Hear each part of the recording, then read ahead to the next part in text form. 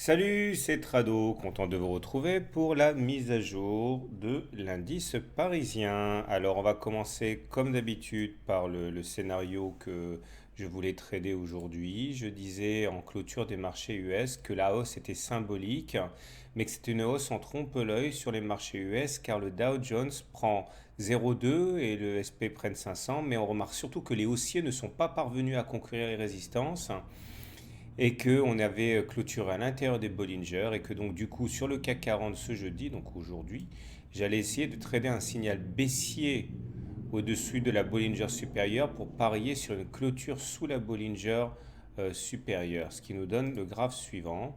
Et je vais commencer par le SP500 pour voir à quel point cette technique qui consiste à anticiper une consolidation quand on clôture en dessous de la Bollinger supérieure après en être sorti fonctionne. Souvent, j'en parle dans mon module de formation sur les bandes de Bollinger.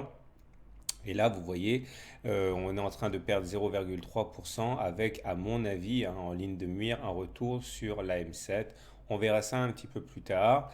Et effectivement, cette résistance tient bien. C'est les 2104 sur le CAC 40 qui correspond au plus haut. Il faut remonter longtemps au 1er décembre 2015. Bon, bref. Et ça nous a donné cette séance sur le CAC 40. Alors, je suis un petit peu énervé parce que j'avais bien vu qu'on allait avoir du mal à monter aujourd'hui, mais moi j'avais envisagé surtout de trader un signal baissier sur la Bollinger supérieure et malheureusement on n'a pas réussi à monter jusqu'à là. On s'est arrêté sur les 4607 à quelques points de la Bollinger supérieure. Et par contre, le plus important, c'est qu'on a été exclu, rejeté, refoulé hors du fameux gap, cette zone de résistance dont j'ai beaucoup parlé déjà, qui correspond à l'absence de cotation entre les plus bas de cette séance du 31 décembre et le début de l'année, 4 janvier. Et on avait vu que c'était une zone qui était assez difficile à passer parce que elle était significative, tout simplement. Alors, du côté des points positifs, je vais faire un petit peu le ménage. Voilà. Du côté des points positifs, vous regardez surtout la longueur de la mèche basse qui montre bien qu'au plus mauvais de la séance, au pire de la séance, on est allé chercher les 4552, mais on termine quand même 30 points au-dessus. C'est-à-dire qu'il y a quand même des intérêts haussiers. On va voir un petit peu pourquoi plus tard. Il demeure qu'on se rapproche quand même de nos objectifs, mine de rien. Premier objectif, je vous rappelle, on a fait un gap de continuation ici. Donc on prend la distance qui a été parcourue avant, on le reporte au-dessus, et voilà, on devrait aller à 4624, on est à 4580, on n'est pas très très loin. Donc c'est pour ça qu'il y a aussi des intérêts acheteurs. C'est parce que bon, les traders voient ça. Tous les traders connaissent cet élément, il faut le connaître. Mais au-delà, eh bien quand même, il faut acter l'impossibilité de passer au-dessus du gap. Et la vague de Wolf, me direz-vous, elle est toujours là, elle est toujours là, elle aspire les cours, faut pas se leurrer, c'est ça entre autres qui fait que l'on monte. C'est parce que bon, les traders qui suivent les vagues de Wolf ont ça dans l'œil et c'est leur compas et ils continuent d'acheter parce que ils considèrent que le gap sera franchi à un moment ou à un autre. Alors justement, pour aller dans le sens des haussiers, j'aimerais vous parler d'une vague en ABC qui est importante ici. Ça, je pense pas que j'en ai parlé récemment. Regardez, très souvent, on va retrouver des ABC comme ça. Ça monte, on retrace 50% et puis on remonte. Alors il faut d'abord vérifier qu'on ait bien 50% de retracement. Vous prenez le plus bas de la vague de hausse, le plus haut de la vague de hausse, vous tirez. Vous voyez qu'effectivement, on est venu pile poil chercher les 50% de Fibonacci. Je l'enlève tout de suite pour ne pas faire surcharger le truc. Et là, la théorie de la vague en ABC, c'est de prendre donc la première jambe. Je vais mettre un peu de couleur simplement pour une minute. Voilà, je la mets en noir. Et une fois qu'on a retracé 50%, eh bien, vous reportez cette ligne A en bas de la correction et ça vous donne carrément un objectif de 4900. Je ne manquerai pas de vous en reparler au fur et à mesure, mais bon, on a déjà pas mal de pain sur la planche, on a notre vague de Wolf à aller chercher. Mais voilà, c'est encore des éléments qui sont importants. Vous savez, l'analyse technique, c'est pas que de la magie. Si ça fonctionne, c'est aussi parce que beaucoup de gens voient la même chose au même moment et donc c'est des comportements moutonniers. Donc on ne peut pas faire comme si ça n'existait pas. Au-delà, les indicateurs techniques sont toujours bien orientés, hein. On a stochastique au-dessus de 80, zone où on n'est pas censé spéculer à la baisse. Les volumes en hausse sur la séance d'aujourd'hui, bon, à mon avis, c'est peut-être dû à la BCE, il y a eu des repositionnements.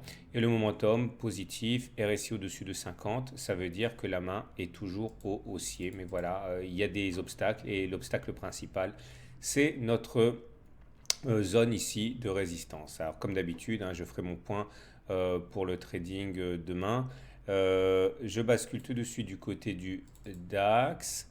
Alors là, c'est intéressant ce qui se passe sur le DAX, hein. On retrouve notre zone de blocage ici sur les 10 446 qui correspondent à un plat de SSB ici, hein, j'ai déjà parlé.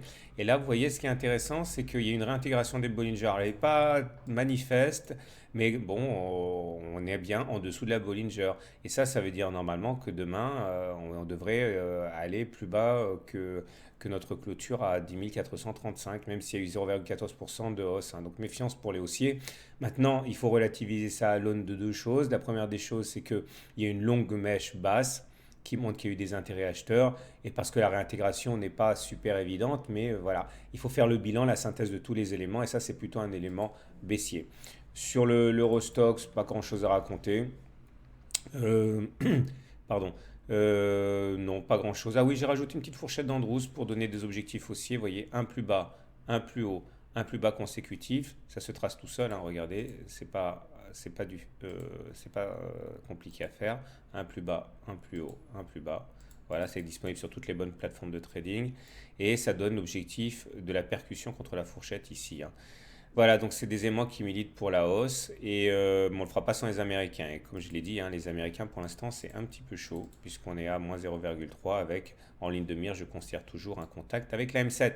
Voilà, il ne me reste plus qu'à vous saluer et à vous inviter à ce webinaire très spécial que je veux vous proposer la semaine prochaine, mercredi prochain.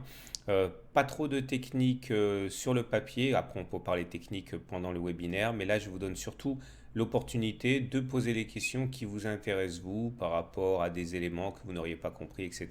Tout est dans le titre de l'article qui est juste en dessous de cette analyse du CAC. Voilà, je vous souhaite une bonne soirée, de bons trades. Je vous dis à tout à l'heure pour la mise à jour du CAC. Ah oui, une dernière chose, je suis submergé et ça me fait très plaisir de demandes particulières ou de groupes, hein, sur Boursorama pour des actions. J'ai bien vu les 30-40 demandes pour Delta Drone, Inside Secure, Pétrole, Denov et CrossJect, hein.